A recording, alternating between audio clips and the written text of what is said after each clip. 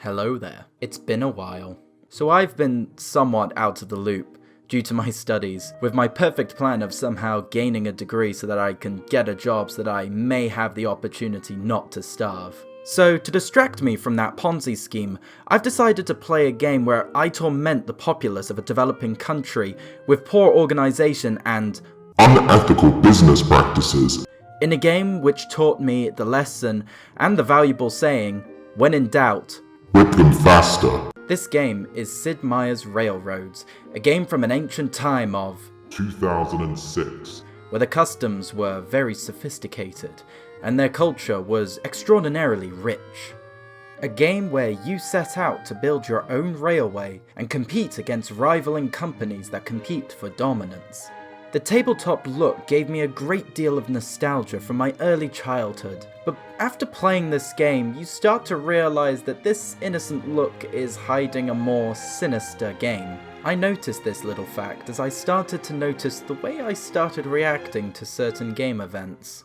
From, oh, it looks like this guy has built a rail line to London, well, I better build another one to compete with him, to, how dare that scum-sucking bastard build a line to London? I'll build a line to his home depot to undermine his business. From, oh, it seems like my competition has built a line to one of my coal mines. Well, there's enough coal to go around.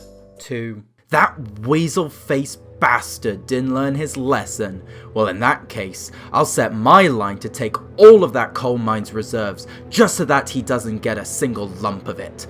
I don't care if little Timmy is forced to work overtime to make up for the demand. Whip him faster! From, oh dear, my competition has bought stocks in my company? Well, maybe if I make the company more profitable and I invest in more industries, then maybe I'll be able to buy back that stock. To, by the time I'm done with that backstabbing bastard's company, I will make sure all of his offspring are living rough on the side of the street. This game can bring out the worst in you, but you'll soon come to appreciate this kind of positive reinforcement will make your company so much more competitive. It's probably better if I just start with the beginning of any game. In every game you start with a single depot. They are typically located at a medium to small settlement. Your priority is to set up a single line to the nearest settlement.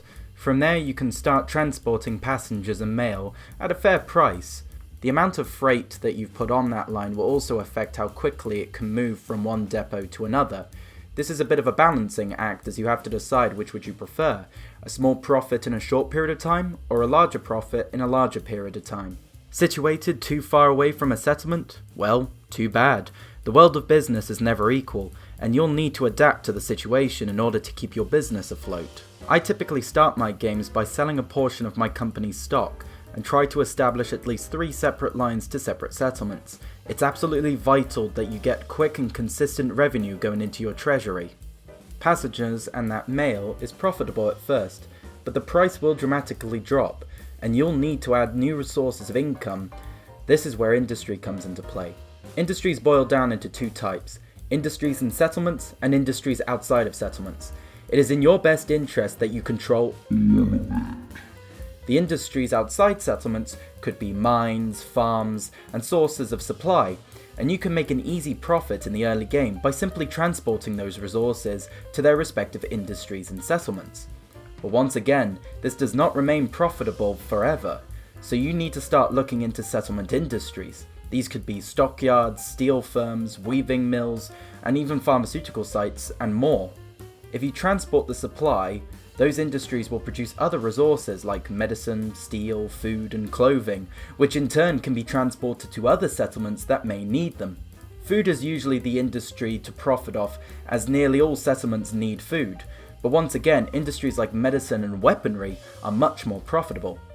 However, that profit advantage will not last long, and you may be forced to outright buy the industry to earn some extra money. But it does not stop there, as the game gives you the chance to build new industries in settlements that grow. A city that used to only make medicine can now produce clothing and food. What you will start to notice is nothing is good enough, and you need to make more money. The never-ending sound of money going into your treasury only pushes you further and further. pushing your workers to the breaking point in a never-ending cycle of expansionism. Which now brings me onto your second priority. Competition. Like any industry that has ever existed, you will run into competition. The game allows you to assign up to 3 AI to compete against, which is something I would highly recommend, as those AI will stop at nothing to fill the map with the most disgusting, convulsive rail lines imaginable.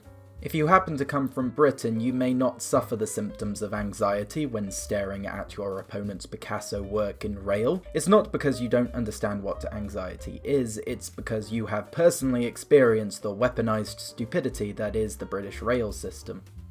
As you may have noticed in the game footage, the AI's Pathfinder is a little bit jagged, but with a small hint of ruthless aggression. You will find ways of outsmarting the competition. For me, I have become quite adept at boxing in my competition by setting up rail lines near their home depots, which bugs out their Pathfinders. But if you want to win the game, honestly, you'll need to know the following.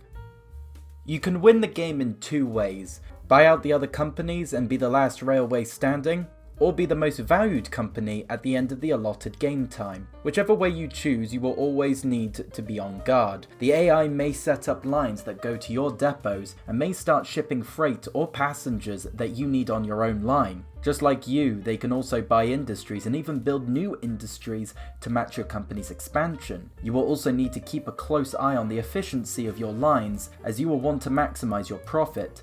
This can be done by purchasing new patents and technology, or the most modern trains that come with their own unique qualities. The AI can also buy your own stock, and may even launch a hostile takeover, resulting in you automatically losing the game. It's fun, it's addictive, and my god, can it also be soul-crushing.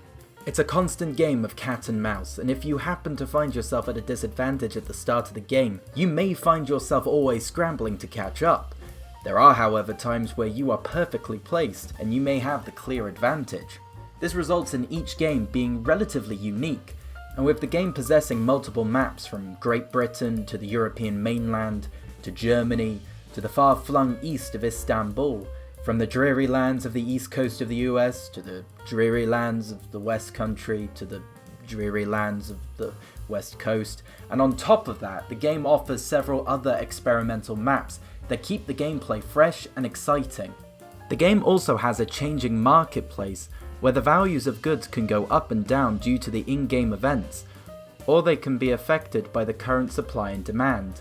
Though for some reason, when I'm playing a German map, the AI in the market get a little bit set on weapons production between the years of 1939 and 1945. I just can't put my finger on why that's the case. Guess it's just a German thing. Hell, even at the end of all of that, you can still download mods that help expand the game's content. Unfortunately, a game like this will have its drawback. The AI pathfinding is indeed jagged, and some of the maps are way too easy to master. Looking at you, Britain. On top of that, the Steam release version can be very unstable and can often crash. The only way I was able to fix this was using Hex Editor. There is a tutorial on the community page and I will leave a link in the description. Have fun! Overall, most people would be turned off by the old graphics, but the original gameplay, immersive customization, kick-ass soundtrack, and many acts of indecent treatment of workers is something we can all come to love. I give this game an 8 out of 10. More reviews coming up soon. See you soon.